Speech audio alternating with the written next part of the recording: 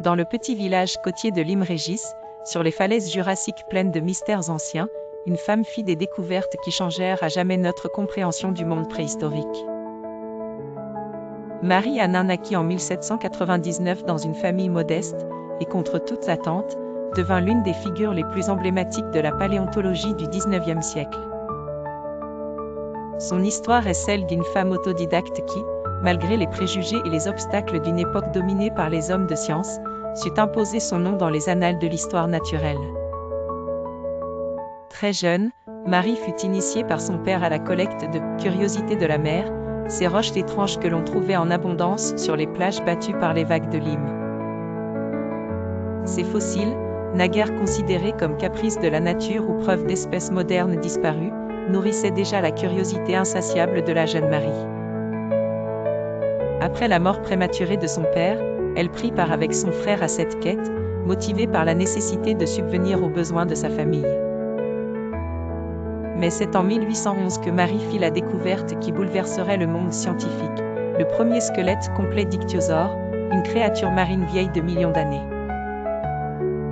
Cette trouvaille, au-delà de son aspect spectaculaire, posait de nouvelles questions sur l'histoire de la Terre et les formes de vie qui l'avaient habitée. Marie-Annin, par son intuition et son travail minutieux, venait de fournir une pièce maîtresse à un puzzle qui fascinait les naturalistes. Malgré les contributions inestimables qu'elle apporta au domaine, Marie-Annin dut faire face à un scepticisme persistant et à une indifférence souvent teintée de condescendance. Femme issue d'un milieu modeste, sans formation académique officielle, elle se vit souvent reléguée au second plan, ses découvertes appropriées par ceux dont les noms figuraient déjà dans les publications prestigieuses. Toutefois, sa persévérance et sa renommée grandissante gagnèrent peu à peu la reconnaissance des plus grands paléontologues de l'époque.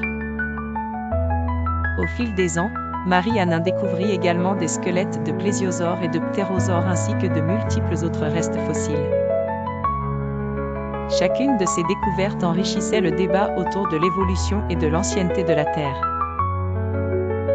Son impact s'étendit bien au-delà des spécimens qu'elle déterra, éveillant dans l'esprit d'une génération le potentiel de la paléontologie comme science en pleine mutation.